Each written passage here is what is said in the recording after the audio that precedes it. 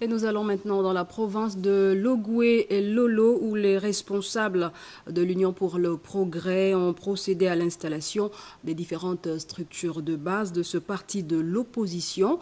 La délégation a été conduite par Blaise Ivanga, le vice-président du parti. C'était un reportage de Jean de Dieu au Goms.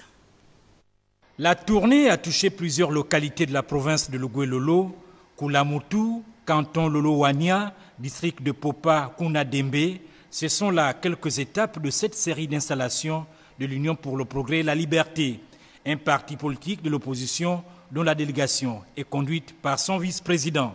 Pour nous, c'est une question essentielle parce qu'un parti qui n'est pas véritablement installé sur le terrain, ça signifie que ce parti n'a pas de militants.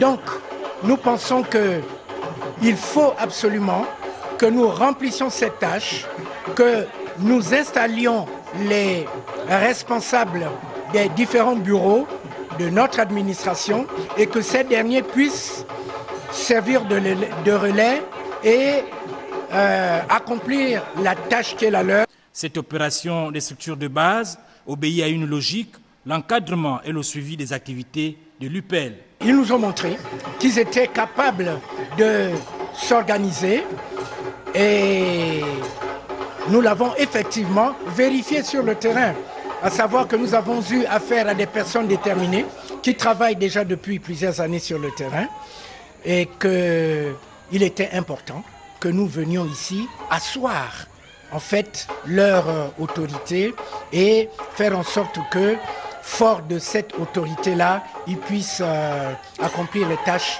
qui sont les leurs. La mise en place de ces équipes dans le Logoué-Lolo est l'aboutissement d'un travail de terrain qui a accompagné la campagne électorale de Jean Ping.